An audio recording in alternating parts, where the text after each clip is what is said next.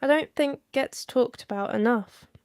Not in the loud way, anyway. I've just noticed things in friends, in guys I've dated, guys I didn't date, guys who just needed someone to actually ask, hey, how are you, really?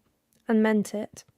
Dating, I think this is where a lot of the loneliness actually starts getting sharp edges. The rejection just stacks. It piles up like bricks, and eventually you stop lifting your arms.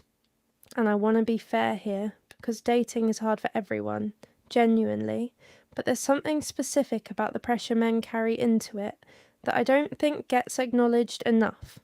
There's this expectation that you initiate every time, and if you don't, you're passive, you're not interested, you're not trying. But if you do initiate too much, you're needy, you're pressuring, you're too much. There's no window, it's this razor-thin gap you're supposed to hit perfectly, and nobody tells you where it actually is. And then there's the money thing, the height thing, the provider thing. I've heard men joke about it, but underneath the joke there's something real. This quiet fear of being valued for what you have or what you look like on paper instead of who you actually are when the lights are off and nobody's performing anymore. That's a strange, kind of lonely, wondering if you'd still be chosen without the resume. Wondering if the version of you that gets tired, that gets scared, that doesn't have it all figured out, if that version is still someone people would want. And what really gets me, a lot of guys don't even get to say that out loud, because the second you try to talk about it, you risk sounding bitter or needy or like you're blaming women, even when that's not what you mean at all. So you just swallow it. You get good at deflecting with a joke.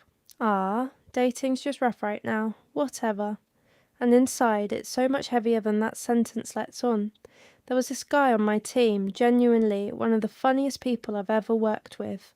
Quick, self-deprecating, the kind of funny that makes a boring day at work so much fun he was out there trying. Apps, friends setting him up, the whole thing. And it just didn't work. Matches that went nowhere, a few first dates that seemed fine and then just evaporated afterward. Ghosting, over and over, he just kept getting overlooked. At work, this guy was fully present, cracking jokes, asking about your weekend, remembering small details about your life.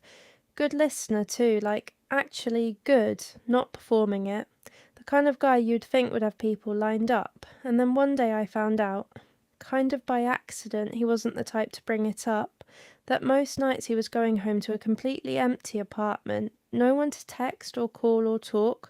He never made it a whole thing. He didn't complain about it at work. He just slowly stopped mentioning dating at all. Somewhere along the way, I think he just quietly gave up trying and got really good at hiding that.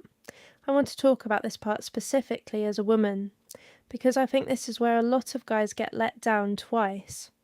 Once by the dating itself, and then again by how little room there is to actually talk about the pain of it.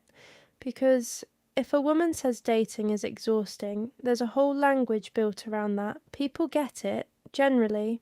There's sympathy built in, but if a guy says the same thing, that he's tired, that he feels invisible, that he's lonely, the response is so often something like, just put yourself out there more, or go to the gym, or, worse, some version of man up.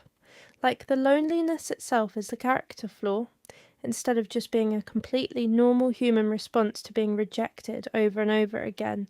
And I think that's genuinely unfair, because feeling hurt by rejection isn't weakness. It's just what happens to people. Any people. All people. It doesn't care what gender you are. I think part of why it's harder for men to say this stuff is that they're worried it'll come out sounding entitled, like they're owed something. Like they're mad at women as a group instead of just tired, worn down.